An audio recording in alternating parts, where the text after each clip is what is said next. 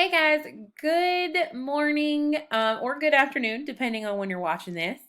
I want to start by saying you guys have been amazing to work with over the last few days. You guys are asking great questions, and I want you to keep that up. I know that I threw a lot at you over the last few days, and you guys have just risen to my expectations. So I want you to keep that up. I know I gave you something new yesterday about radioactivity and radiation. And a lot of it's confusing, especially when you hear things like a proton and a neutron turns into a proton and emits an electron. You start getting kind of crazy, and it's like, I don't know what you're talking about. Okay. So, my goal is to clarify that for you and to hopefully simplify it to a point that it's easy to understand and it's not something that you're going to feel very overwhelmed with. Now, I'm going to do something a little bit different. I'm going to start with something a little bit fun. Okay, now I call it fun. It's still science, but and it's how did the Hulk become the Hulk? Okay, because this whole unit's based around superheroes because of their exposure to radioactivity and their association with nuclear energy. So I felt like with St. Patrick's Day being this week, the Hulk was a good place to start. So I'm going to have you guys go to page 24. And at the bottom, you'll see something that says, put the hammer down and think.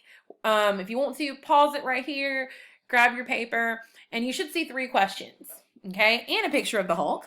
It says, how did gamma rays affect the Hulk? In real life, what would happen to the human body? And can you even really stop gamma rays? Now, a lot of people don't know the backstory of the Hulk, so I felt like a good way to kick this off today was, to explain to you how the Hulk became the Hulk. So I'm going to show you this clip here, if I can get it to cooperate for me.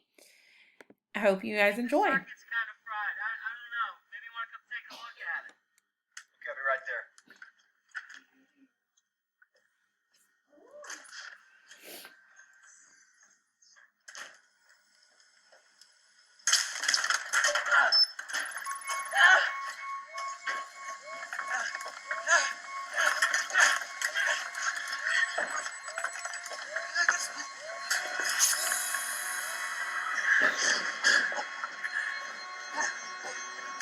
The gamma's too high!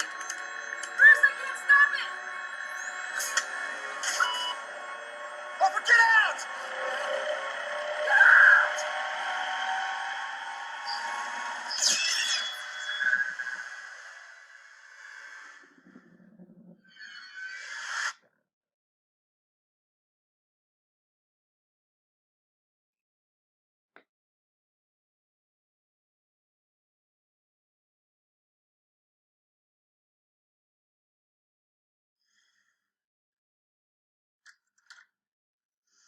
How's Harper? He's alright. I've saved him. I don't think he's coming back to the lab for a while now.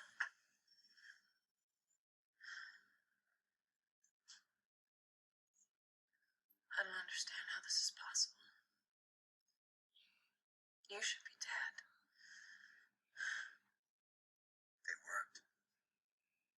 The nanomeds. I mean, I feel great. I feel like, I don't know, they must have, fixed me. Bruce, they've killed everything else that they've come into contact with. Are you sure the doctor checked? The doctor gave me the full workup. He wants to know where he can get what I'm taking. I'm 100%. More. What do you mean? Remember my bad knee? Well, now it's my good knee. Bruce, this isn't funny. I was watching you. You were gonna die, and I was gonna have to watch you die. I'm sorry. Really? Hey, I'm not gonna explode, okay? Yeah. You should get some rest. All right, guys. So I'm going to kind of pause it right there. So we can kind of look at these questions.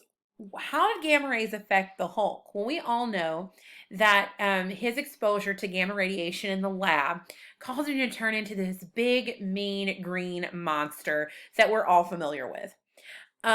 But that second question is really important. It says, in real life, what would happen to the human body?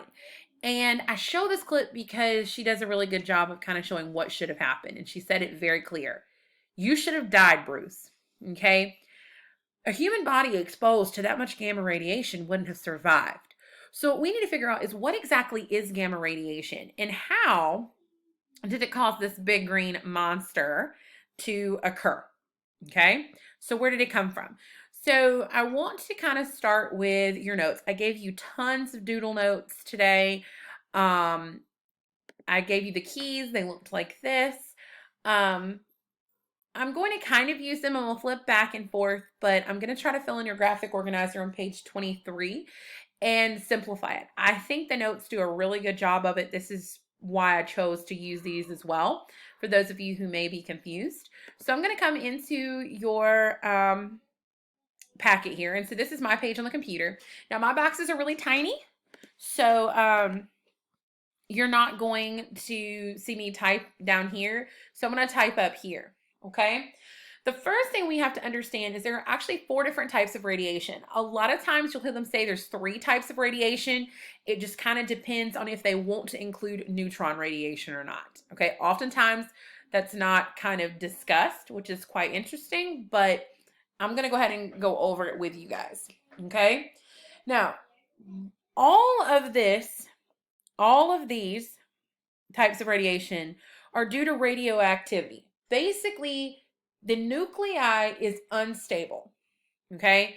And there's a different ratio. That means the number of protons, the number of neutrons is different than what it should be. And that's a problem, okay?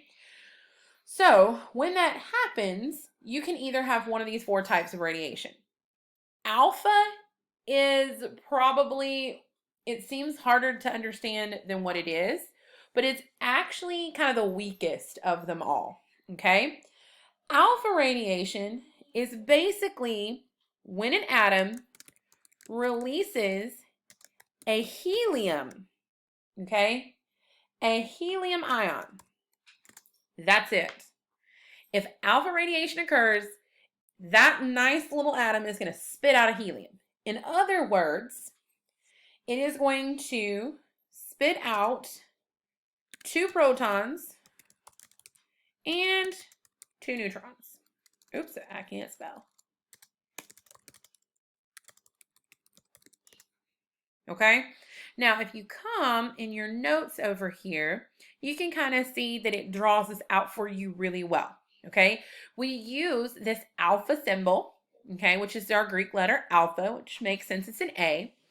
And you'll notice that you have 2 protons and 2 neutrons. So the nucleus is going to spit that out or emit that out.